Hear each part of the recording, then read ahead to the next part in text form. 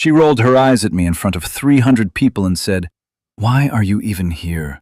My stepdad is the only dad that matters. You're just an embarrassment." I smiled. I said nothing. I turned and walked away, and the heavy auditorium doors closed behind me like the lid of a coffin.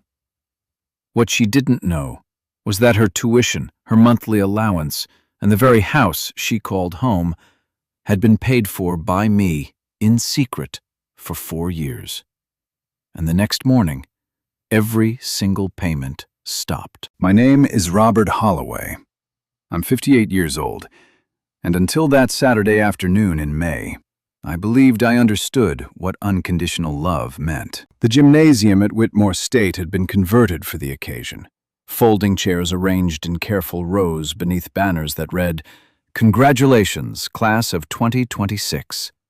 The fluorescent lights doing their best impression of elegance. I'd arrived 45 minutes early, the way I do everything, and found my seat in the third row on the aisle, close enough to see her face clearly when they called her name. I'd worn my good navy suit, the one I save for funerals and depositions, because some part of me still believed this day deserved my best effort, even if I hadn't been invited to sit with the family. I want to be clear about something before I go further, because it would be easy to make this story simple, easy to paint my daughter as cruel and leave it there.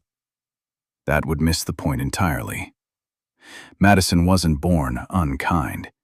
She was raised inside a version of the world where I had quietly become optional, and the people who built that version weren't strangers to me.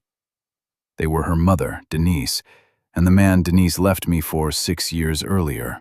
A man named Craig Voss, who sold himself as a personal branding consultant and sold everyone around him on the idea that he was the family's true provider. The reception after the ceremony was held in the atrium outside. String lights and a rented arch of white flowers, the kind of setup that costs more than most people's monthly mortgage. I watched from a distance as Madison stood in her cap and gown, laughing with her roommates, her arm looped through Craig's, like he was the one who'd raised her. Denise stood beside them, glowing, accepting congratulations as though she'd personally written every essay Madison had ever turned in. I waited. I always wait. 4 years of quiet phone calls to financial aid offices, 4 years of wire transfers routed through an account with a name that meant nothing to anyone but me and my attorney. 4 years of watching my daughter believe her life had been built by other hands. I didn't do it for credit. I want that understood. I did it because loving her felt like the only thing I had left to give, and giving quietly felt like the only way to give without turning her against her mother, without making her choose sides in a war I never wanted fought at all. So I walks over. I smiled at her, genuinely, the way you smile at your child on the best day of her life so far, and I said, "I'm so proud of you, sweetheart." I meant every word of it. That's when she rolled her eyes. It wasn't subtle. It wasn't the kind of eye roll you give a bad joke. It was a full, practiced gesture, the kind you perform when you know people are watching and you want them to see exactly how you feel. A few of her friends turned to look. Craig's mouth curved into something that wasn't quite a smile, but wanted to be mistaken for restraint. And Madison, my daughter, the little girl I taught to ride a bicycle in the cul-de-sac behind our old house, looked at me the way you'd look at a stranger who'd wandered too close to your table at a restaurant. "Why are you even here?" she said, loud enough for the cluster of her sorority sisters to hear, loud enough for Denise to hear, loud enough for the elderly couple 2 feet away holding a bouquet for their own graduate to hear. "My stepdad is the only dad that matters. You're just an embarrassment." I want to tell you the room went silent, that time stopped, that everyone gasped in horror on my behalf. It didn't.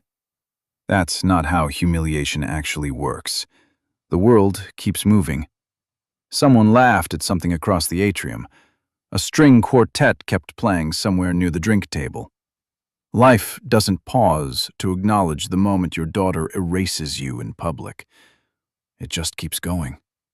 and you're the only one standing still inside it. Craig didn't say anything to defend me, not that I expected him to. He simply put his hand on Madison's shoulder, a small proprietary gesture, the gesture of a man collecting on an investment. Denise looked at her shoes, and I stood there in my good Navy suit, 58 years old, and felt something inside my chest go very quiet and very cold. The way a house goes quiet right before a storm hits, the pressure dropping so low, you can feel it in your ears. I didn't argue. I didn't explain. I didn't tell her, right there in front of everyone, that the roof over her head and the meal plan she'd eaten off of for 4 years and the used sedan she drove to campus every day had all come from a man she'd just called an embarrassment. I thought about it. God help me, I thought about it. But some part of me, the same part that had been quietly building and protecting things my whole career, understood that this wasn't the moment for truth. This was a moment for grace, even if grace felt like swallowing glass. So I smiled at her one more time, a small, tired smile that she wouldn't understand for weeks, and I said, "Congratulations, Madison." Then I turned around and I walked out through those heavy glass doors into the parking lot, into the ordinary gray afternoon light, and I got into my car and sat there for a long moment before I could make my hands work the ignition. I didn't cry. I want to be honest about that, because I think people expect tears in stories like this, and I didn't have any. What I had instead was clarity. The kind that arrives after you've spent years absorbing small cruelties one at a time, until suddenly, without warning, the scale tips, and you can finally see the whole shape of what's been built around you. I sat in that parking lot and I thought about every wire transfer, every disguised scholarship letter, every anonymous rent waiver I'd arranged through a property company with my name nowhere on the paperwork. I thought about the 4 years of silence I'd kept so she could believe she'd earned her own life. And I thought, for the first time in a long while, that maybe silence had done her no favors at all. I drove home with the windows down, though it wasn't warm enough for that, just needing the noise of moving air to fill the space where words should have been. My house sits on a quiet street in a modest part of town, the kind of neighborhood people describe as up and coming when they're trying to be polite about the fact that it hasn't changed much in 30 years. I like it that way. I built my life on things that don't need to shout to prove they're solid. I should tell you who I really am. Because the man Madison saw in that atrium, the embarrassment in the wrinkled navy suit, wasn't the whole picture. He was maybe a third of it at best. I started my career as a civil engineer, the same as my father before me, drawing load calculations and stress diagrams for bridges and parking structures across 3 states. But somewhere in my 40s, after a divorce that gutted me in ways I still don't fully talk about, I discovered something unexpected. The same instincts that let me see where a structure would fail also let me see where markets would move. I began investing carefully, quietly, the way I do everything. Small positions in logistics companies before anyone cared about supply chains. An early stake in a regional warehousing firm that later became something much larger. I never bragged about it. I never bought a boat or a Rolex or a house with a name instead of an address.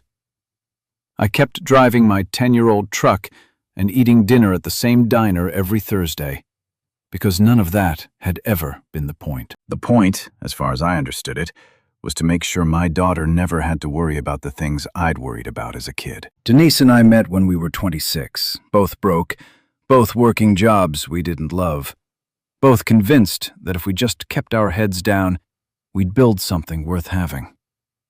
And for a while, we did. Madison was born when I was 34, and I remember holding her in the hospital room thinking that nothing in my life had ever felt that important. Not a single bridge I'd ever designed, not a single dollar I'd ever earned. But somewhere along the way, Denise changed. Or maybe she'd always been that way, and I'd simply been too tired to notice. She started measuring our life against other people's lives, other families' vacations, other wives' handbags. She wanted the version of success you could photograph. I wanted the version you could actually stand on. Those two visions don't coexist forever. And by the time Madison was 11, Denise had found someone who understood her vision perfectly. Craig Voss walked into our lives selling seminars about personal branding, about how success is a story you tell people until they believe it's true. Denise believed every word of it. Within a year of our divorce being finalized, she'd married him. And Madison, 11 years old and desperate for stability in a world that had just cracked in half, latched on to the version of family that seemed the most solid, the loudest, the most sure of itself. I didn't fight for custody in the way some fathers do, dragging things through court, forcing a child to choose a side in front of a judge. I've never regretted that decision, even now, even after everything. I saw what those battles did to other kids in my life, and I decided I'd rather lose the daily proximity than force Madison to live inside a war. So I took what the courts gave me, every other weekend, holidays split down uneven lines, and I supplemented it quietly with something Denise and Craig never had to know about. Money. Not because I thought money could replace a father's presence. I've never believed that, not for 1 second. But because I understood something about Craig Voss that Denise never let herself see clearly. The man had no actual foundation. His business was built on borrowed confidence and inconsistent income, seminar fees that dried up whenever the market got nervous, consulting contracts that evaporated the moment a client realized personal branding wasn't going to fix their actual business problems. If I hadn't quietly stepped in, Madison's childhood would have been full of instability. Denise never would have admitted to.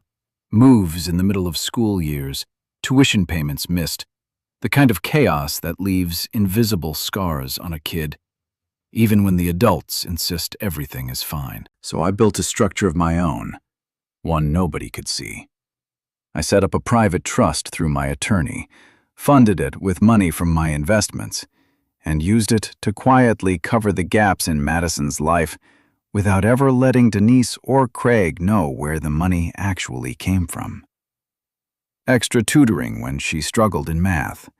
A summer program she wanted desperately, but Denise claimed they couldn't afford. Braces.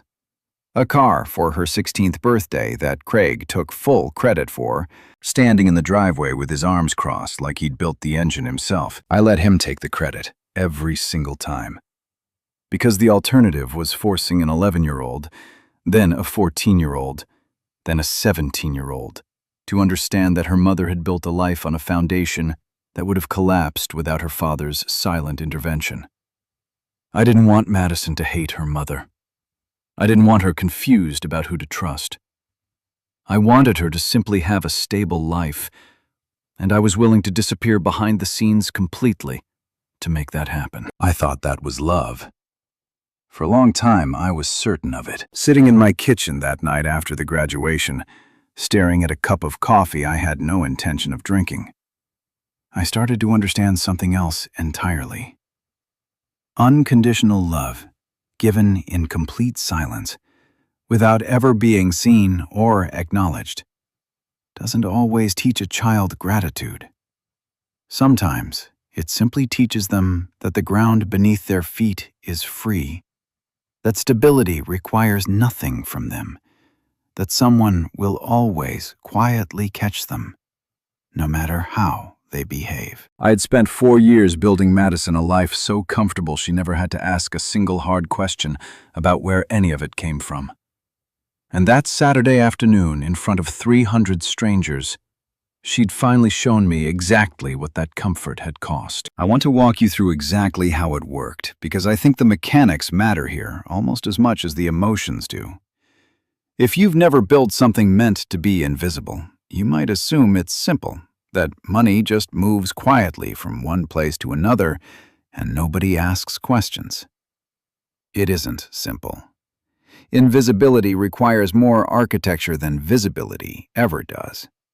You have to build the scaffolding so carefully that no one ever suspects there's scaffolding there at all. The tuition was the first piece, and it was also the piece I was proudest of.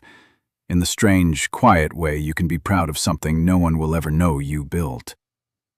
When Madison got into Whitmore State, Denise came to me in a panic about the cost. Not asking for help directly, because pride wouldn't allow that, but complaining loudly enough in front of me that I understood the complaint was really a request.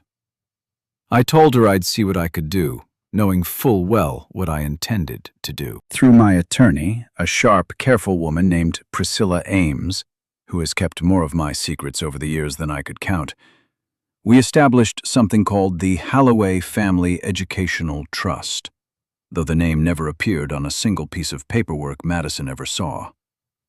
Instead, the funds moved through a scholarship foundation Priscilla had helped me set up years earlier for entirely different purposes.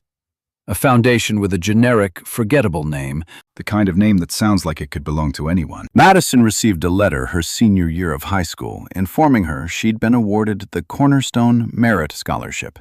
Full tuition, renewable annually, contingent on maintaining a reasonable GPA.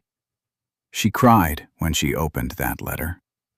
I remember Denise telling me about it over the phone, delighted, saying Madison had worked so hard and finally gotten the recognition she deserved. I sat there on the other end of that call and said all the right things, congratulated my daughter through her mother's voice, and hung up feeling something I still can't fully name. Pride and grief tangled together so tightly I couldn't separate one from the other. The monthly allowance worked differently, and it required more delicacy, because cash moving regularly draws more attention than a single scholarship letter. I couldn't simply wire Madison money every month without her eventually noticing the account it came from. So instead I funneled it through Denise, disguised as contributions to what she called the Family Support Fund, an account Craig had apparently set up early in their marriage to help cover Madison's incidental expenses. Denise believed, as far as I could tell, that this fund was largely fed by Craig's consulting income. I let her believe that. Every month, roughly $800 moved from one of my holding accounts into that fund, and every month Craig stood a little taller, believing he was providing for his stepdaughter in a way her own father never had. Then there was the house, which is the piece of this story that still makes my chest tighten when I think about it, because it required the most elaborate construction of all. When Madison decided to live off campus her sophomore year, she and two roommates found a small renovated bungalow 4 blocks from campus, the kind of place that looks charming in photographs and rents for far more than any student could reasonably afford. Denise mentioned it to me in passing, framing it as a done deal, Craig having apparently found them a great landlord willing to work with their budget. What Denise never knew, what Madison never knew, was that I had purchased that property 18 months earlier through a small holding company I use for exactly this kind of quiet investment. A company with a name that sounds like every other anonymous property management firm in America. When the leasing agent, a woman who worked for me without ever fully understanding who she truly worked for, met with the girls to discuss the lease, she offered them what she described as an introductory rate, a discount meant to attract responsible young tenants who'd take care of the property. Madison told me about that discount once, months later at Thanksgiving, glowing with the kind of relief only a college student can feel about rent. She thought she'd simply gotten lucky. I think about my old profession often when I think about that house, because there's a truth in engineering that applies to almost everything in life, if you look closely enough. The parts of a structure that matter most are usually the ones you can't see. The rebar buried inside concrete, the footings sunk deep into ground no one will ever look at, the load-bearing wall hidden behind drywall and paint, doing all the actual work, while people admire the wallpaper. I had built Madison's entire life the way I once built bridges, invisible support systems designed to hold weight without ever being noticed, without ever taking up space in the photograph. I told myself for 4 years that this was the purest form of love, giving without needing credit, protecting without needing thanks. And in the abstract, I still believe there's truth in that. But sitting in my kitchen that night, replaying the sound of my daughter's voice calling me an embarrassment in front of 300 people, I understood something I hadn't let myself understand before. I had built her a life so completely disconnected from its true foundation that she had no idea what was holding her up. And a person who doesn't know what's holding them up has no reason to respect it, no reason to thank it, no reason to believe it could ever be taken away. I had given her everything except the truth, and I was beginning to understand, with a clarity that felt almost physically painful, that the absence of that one thing had cost me everything else. I didn't sleep that night, not really. I lay in bed staring at the ceiling fan turning its slow, patient circles, and I thought about the little girl who used to fall asleep on my chest during Sunday afternoon football games, who used to ask me 100 questions about how bridges didn't fall down, who used to believe, with the total certainty only children have, that her father could fix anything. I thought about the young woman in the atrium who looked at me like I was something she needed to explain away to her friends. Somewhere around 3 in the morning, I stopped grieving and started thinking like an engineer again. I called Priscilla the next morning at 7, earlier than I'd ever called her in the 15 years we'd worked together. She picked up on the second ring, and I could hear the immediate alertness in her voice, the sound of someone who understood that a call at that hour meant something had finally broken. "Robert," she said, "what happened?" I told her. I told her about the atrium, about the eye roll, about the words, about the way Craig's hand had settled on Madison's shoulder like he was accepting a delivery. I told her, and my voice stayed steady the entire time, which surprised me more than it probably should have. Priscilla listened without interrupting, the way good attorneys learn to do, letting silence do the work that questions sometimes can't. When I finished, she was quiet for a moment. Then she said, "So what do you want to do?" I want to be honest about what I felt in that moment, because I think it's the part of this story people misunderstand most easily. I didn't feel rage. I'd expected rage, sitting in that parking lot the day before, and it never came. What came instead was something colder and more precise. The same feeling I used to get reviewing a structural report and finding a flaw nobody else had noticed yet. A quiet, focused clarity that had no room left in it for anger. "I want her to know the truth," I said. "All of it. Not to punish her. To show her the ground she's actually standing on."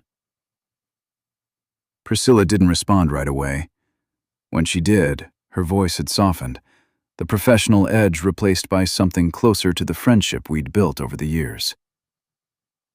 "Robert, if you pull all of this at once, tuition, the allowance, the lease, you understand what that does to her. She has finals in 3 weeks. She could lose her housing in the middle of the semester." "I know. Are you sure this is the right time?" I thought about that question for a long moment, turning it over the way I used to turn over a stress calculation, checking it from every angle before trusting it to hold weight. "I've spent 4 years protecting her from consequences," I said finally. I told myself that was love, but watching her stand in that atrium yesterday, I understood something. She doesn't know what's real in her life anymore. She thinks Craig built all of it. She thinks I'm just some sad man on the sidelines who never contributed anything worth respecting. If I keep protecting her from the truth, I'm not loving her anymore. I'm just enabling a lie she didn't even know she was living inside of. And if this destroys your relationship with her completely? That question landed harder than I expected. I sat with it for a while before I answered. "Then I suppose I'll finally know the truth about what kind of relationship we actually had," I said. "Because right now, Priscilla, I don't think we have one. I think I've been paying rent on a relationship that already ended, and I just never let myself notice the lease had expired. We talked through the details for the better part of an hour that morning, and what emerged wasn't a plan built out of spite. I want to be clear about that, because it would be easy to imagine me sitting there plotting cruelty, and that isn't what happened. What we built instead was something closer to what I used to do at the end of a career demolishing structures that had outlived their purpose. You don't set explosives at the foundation and walk away. That's not engineering, that's just destruction. And destruction is messy, indiscriminate, dangerous to anyone standing nearby. A controlled demolition removes support systematically, one load-bearing element at a time. So the structure comes down in a way that can be observed, understood, learned from. I decided that tuition would go first since it was the piece most directly tied to institutions rather than people, the cleanest place to begin. Priscilla would formally dissolve the Cornerstone Merit Scholarship's connection to Madison's account, framed simply as the foundation's funding priorities shifting. True in a narrow sense, since I was, in fact, the one shifting them. The allowance would stop next, quietly, without explanation, letting Denise and Craig discover on their own that the family support fund had never actually been fed by Craig's income at all. And the lease, the piece that would hurt the most because it touched something as fundamental as shelter, would be the last domino, given the standard notice period required by law, no faster, no slower. Nothing that could be called anything but exactly what any landlord anywhere would do when a below-market lease reached a natural point of reconsideration. I didn't want to destroy my daughter's life. I want that understood clearly, because I think it's the heart of everything that followed. I wanted to remove the illusion she was living inside of, carefully, deliberately, in a way that would force her to finally see the actual shape of her own life. The same way you'd remove drywall from a house not to condemn it, but to show the owner exactly what's holding the roof up before they decide whether the house is even worth saving. By the time I hung up the phone that morning, something in my chest had settled into a stillness I hadn't felt in years. Not peace, not yet, but the particular calm of a man who has finally stopped waiting for someone else to see the truth and decided instead to simply let the truth become visible on its own. The first tremor came on a Tuesday morning, 3 days after graduation, and I heard about it secondhand, the way I heard about almost everything in Madison's life those days, filtered through Denise's voice on the phone, tight with confusion rather than concern. "Did you know anything about Madison's scholarship getting pulled?" she asked. No greeting, no preamble, just launching straight into it the way she always had when something threatened the version of life she'd built. I kept my voice even. Pulled? What happened? She got an email from the financial aid office, something about the Cornerstone Foundation restructuring its funding priorities for the coming year. They said her award wasn't being renewed. Robert, that's her entire tuition. She's supposed to start her master's program in the fall. I let a pause sit there, long enough to seem like genuine surprise, rather than something I'd helped orchestrate 72 hours earlier. "That's strange," I said. "Did they give a reason?" "Just some vague thing about reallocating resources to first-generation students. Madison's been trying to call them all morning and nobody's picking up." Denise's voice climbed half an octave, the sound of a woman watching a wall she'd never noticed start to crack. "Craig thinks maybe he can make some calls, reach out to some contacts, see if there's anything that can be done." I almost laughed at that, though nothing about the moment was funny. Craig reaching out to contacts to fix a scholarship that had never existed the way anyone believed it did, that I had built from nothing and could unbuild just as easily. I told Denise I was sorry to hear it, that I hoped it worked out, and I meant the second part more than she probably imagined, because somewhere underneath the calculated calm I was maintaining, some old, stubborn piece of me still hoped Madison would find her own way through this, before the walls came all the way down. Wednesday brought the allowance, and this time I heard about it directly because Madison called me herself for the first time in nearly 4 months. I almost didn't recognize the sound of her voice when I answered, not because it had changed, but because of what was underneath it. Gone was the practiced confidence I'd watched her perform in that atrium. What replaced it sounded younger, thinner, closer to the girl who used to call me crying about nightmares when she was 7 years old. "Dad," she said, and something in my chest cracked open at that single word. The first time she'd called me that in longer than I wanted to admit. "Something's wrong with our account. The money that goes into the family fund every month. It didn't come through. Mum's freaking out. Craig says his business account is fine, so he doesn't understand where the shortfall is coming from." "That's concerning," I said, and I hated how flat my own voice sounded. Hated the careful engineering required to keep my daughter from hearing anything but mild, distant sympathy. "Have you talked to your bank?" "Dad, I don't even know whose account it is. Mom's always just handled it. I don't know how any of this actually works." A pause stretched out between us, filled with something that sounded almost like fear. "Can you maybe help? Just until we figure out what's going on?" I sat with that question longer than she probably realized. The phone pressed against my ear, my eyes closed, picturing her standing somewhere in that little bungalow 4 blocks from campus, confused and scared in a way I hadn't heard from her in years.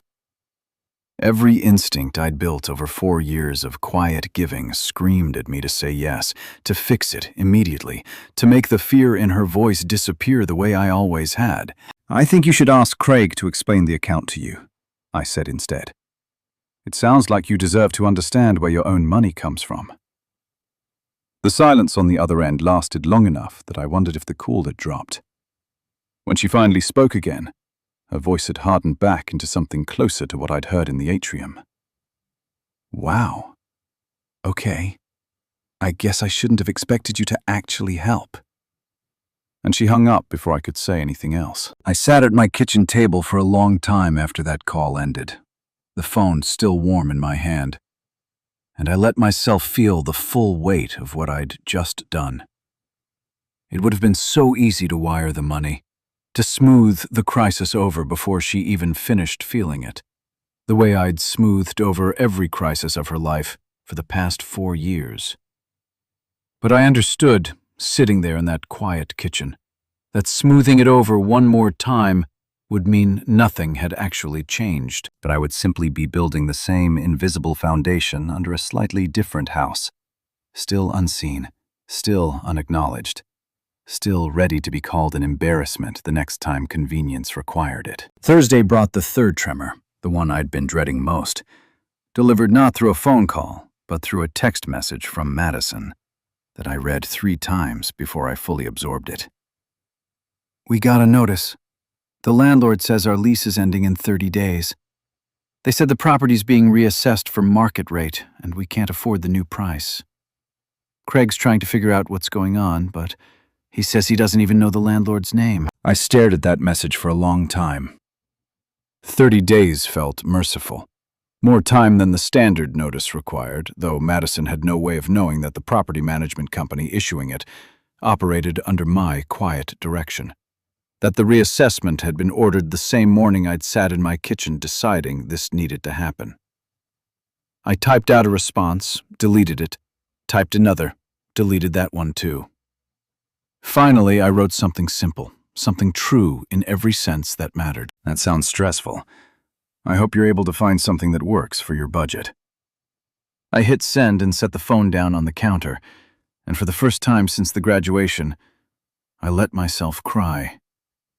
Not because I regretted what I'd done, but because I understood, finally and completely, just how much weight I had been quietly carrying for 4 years, without my daughter ever knowing it existed at all. She showed up at my door on a Sunday evening, 9 days after the lease notice, without calling first, which told me more than anything else could have. The old Madison, the one raised inside Craig's careful choreography of appearances, would never have arrived somewhere unannounced, disheveled, without makeup, wearing sweatpants instead of the curated outfits she posted online. This Madison stood on my porch in the fading light, looking exactly like what she was. A 22-year-old who had spent the last 2 weeks watching the floor disappear beneath her one board at a time. "Can I come in?" she said, and it wasn't really a question. I stepped aside and let her pass, and I watched her look around my living room the way you look at a place you haven't really seen in years, though she'd visited plenty of times, holidays and birthdays scattered across her childhood. I wondered if she was seeing it differently now. The modest furniture, the bookshelves full of engineering texts and biographies, the complete absence of anything designed to impress. She sat down on my couch and didn't say anything for a long moment, staring at her hands. And I let the silence stretch the way Priscilla had taught me years ago, in a completely different context, understanding that people often need silence more than they need questions. Finally, she looked up at me, and her eyes were red-rimmed, exhausted. "Everything's falling apart," she said. "The scholarship, the allowance, now the apartment. Mom and Craig are fighting constantly. He says he doesn't understand where any of this money was actually coming from, and Mom keeps saying it doesn't matter, that we just need to fix it, and nobody can explain to me how any of it worked in the first place." She laughed, a small, bitter sound with no humor in it at all. "I'm 22 years old, and I don't even understand my own life." I sat down across from her in the worn leather chair I've had since before she was born, and I chose my next words carefully, the way I used to choose the load ratings on a bridge design, understanding that precision here mattered more than it had ever mattered anywhere else in my life. "What do you think is happening, Madison?" She shook her head. "I don't know. It feels like someone's punishing us. Craig thinks maybe it's a competitor of his, someone trying to hurt his reputation by hurting his family. Mum thinks it's just bad luck, everything happening at once." She looked at me then, something sharpening in her expression, some old instinct waking up underneath the exhaustion. "Do you know something about this?" I thought about that question for a long moment, feeling the weight of 4 years balanced on the edge of my next sentence. I could have lied. I could have let the confusion continue a little longer, let the lesson land more slowly, more gently. But looking at my daughter's face in that low evening light, seeing the exhaustion and fear stripped down to something almost childlike, I understood that gentleness had already had its 4 years. It was time for something else. "I think it's time we talked," I said. "Really talked. Can you stay for a while?" She nodded slowly, and something in her posture shifted. A kind of bracing, the way you brace yourself before a doctor delivers news you already suspect is coming. I got up and walked to the small desk in the corner of my living room, the one where I keep the important papers, the folder Priscilla had prepared for exactly this moment, though neither of us had known precisely when it would arrive. I sat back down across from my daughter and placed the folder on the coffee table between us, unopened for the moment, a boundary neither of us had crossed yet. 4 years ago, I said, you got a letter about a scholarship, the Cornerstone Merit Scholarship. Do you remember how proud you were? Of course I remember. I worked so hard for that. You did work hard. Your grades earned the letter that came to you, but the scholarship itself, Madison, it never existed the way you believed it did. I created it. I funded it, through a foundation I set up years before you even applied to college, specifically to make sure your tuition would always be covered, without your mother or Craig ever having to know where the money came from. Her face went very still. That's not possible. I opened the folder and slid the first document across the table. The incorporation papers for the foundation. My name listed as the sole founding trustee, dated 4 years before her acceptance letter. She stared at it without picking it up, as though touching it might make it more real than she could handle. The allowance that went into what you call the family fund, I continued, keeping my voice steady, gentle, the tone I used to use reading her bedtime stories. That was never coming from Craig's business. It came from an account I've maintained since you were 18 years old. $800 a month, every month, for 4 years. No.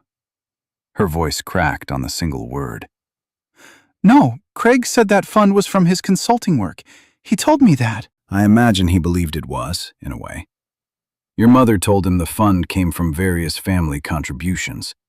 She likely never fully explained where those contributions originated, and Craig never asked hard enough to find out. I slid the second document across, bank statements with account numbers redacted, but the transfer history clear. 4 years of consistent, dated deposits. She picked up that one, her hands visibly shaking now, scanning the numbers like she was trying to find an error, some mistake that would make all of this stop being true. And the apartment, I said, my voice quieter now because this was the part I'd been dreading most since the moment I decided to tell her any of it. The bungalow you and your roommates found sophomore year. The great deal Craig supposedly negotiated. She looked up at me, and I watched understanding arrive in her eyes before I even finished the sentence, the way you watch a structure begin to shift right before it fully gives way. I own that building, Madison. I bought it 18 months before you ever saw it listed. The introductory rate you were so relieved about, I set that. And the notice you got about market rate reassessment, I ordered that too, 9 days ago. The same week you called me for help and I told you to ask Craig instead. The silence that followed lasted long enough that I could hear the clock ticking in the hallway, could hear my own heartbeat in my ears, could hear, somewhere outside, a car passing slowly down the quiet street. My daughter sat across from me, holding 4 years of invisible architecture in her shaking hands, and I watched the entire shape of her life rearrange itself behind her eyes, piece by piece, the way you watch a building's true structure reveal itself once the drywall finally comes down. Why? She finally whispered, and I understood the question wasn't really about the money at all. Why would you do all of this and never tell me? Why would you let me believe Craig built any of it? Why would you let me call you an embarrassment in front of everyone and just walk away? I looked at my daughter, at the tears finally spilling over onto her cheeks, and I felt my own throat tighten with everything I'd been carrying alone for 4 long years. Because I thought that's what love looked like, I said. I was wrong. And I think it's time both of us learned what it's actually supposed to look like instead. We sat with that for a long time, the two of us, the folder open on the table between us, like something that had finally stopped being a secret and started being simply true. Madison didn't say anything else for what felt like 10 minutes, just sat there turning the bank statements over in her hands, reading the same numbers again and again, as though repetition might change what they meant. I let her have that silence. I'd learned over 4 long years of quiet giving that some truths need time to settle into a person before words can catch up to them. When she finally spoke again, her voice had lost the sharp edge it carried in the atrium. It sounded almost like the voice I remembered from her childhood, small and uncertain, the voice of a girl asking her father to check under the bed for monsters. "What happens now?" she said. "Do I lose the apartment? Do I lose the master's program? Am I just, what, starting over?" I chose my next words as carefully as I'd chosen every wire transfer, every silent scholarship letter, every quiet piece of scaffolding I'd built beneath her life for 4 years without her ever knowing it was there. The trust still exists, Madison. Your name is still on it. But I think it's time you knew where the money came from before you decide whether you want any more of it. I paused, letting that land fully before continuing. You have 30 days on the lease, same as anyone else would. You'll need to find something you can actually afford on your own, at least for now. The tuition is a harder question. I won't pretend I have an easy answer for that one tonight. But I think, more than money, what you need right now is to understand what it actually costs to build a life. So that whatever comes next, you're building it with your own two hands. Even if I'm standing somewhere behind you helping when you ask for it, honestly. She looked at me, and I watched something complicated move behind her eyes, grief and anger, and a kind of dawning shame all tangled together. I said such awful things to you. At graduation, in front of everyone. You did, I said, and I didn't soften it, because 4 years of softening things for her comfort was exactly what had led us to that atrium in the first place. And I think part of why you felt safe enough to say them is because you never once had to imagine a version of your life where I mattered. I made sure of that myself. I built you a life where I could disappear completely and nothing would break. I thought that was a gift. I understand now it just taught you that I was optional. She started crying then, not the composed crying of a young woman managing her image, but the kind of crying that comes from somewhere much older, much rawer. The kind I hadn't heard from her since she was small enough to still believe I could fix anything just by showing up. I didn't move to comfort her right away. I let her feel it, the whole weight of it, because I understood, finally, that comfort delivered too quickly is just another form of the same mistake I'd been making for years. When she'd cried herself quiet, she looked up at me and asked the question I'd been waiting for without fully realizing I was waiting. Did Craig know about any of this? No, I said, honestly. I don't believe he did. I think he believed his own performance as much as anyone else did. I think that's the saddest part of this whole thing, Madison. He built his entire identity, his marriage, his relationship with you, on money he never actually earned, and he never once questioned where it came from, because questioning it would have meant admitting he needed it. She sat with that for a moment, and I watched her make a connection I hadn't spelled out for her. The quiet recognition that the man she'd called her real father, the winner, the one who mattered, had been standing on the exact same invisible foundation she had, never once building anything solid of his own. She left a little before 10 that night, and I walked her to her car in the cool evening air, the porch light casting a small circle of gold on the driveway between us. She hugged me before she got in, something she hadn't done in longer than I wanted to admit, and she said quietly, "I don't know how to fix this yet, but I want to figure out how." I told her that was enough for tonight, that fixing things takes time, and that I'd be here, the way I always had been, just differently now. Out in the open, instead of buried underneath everything like rebar no one ever sees. The weeks that followed were quieter than any I'd known in years. I heard from Madison twice, brief calls, careful and a little awkward. The sound of two people relearning how to talk to each other honestly, after 4 years of one of them speaking entirely through silence.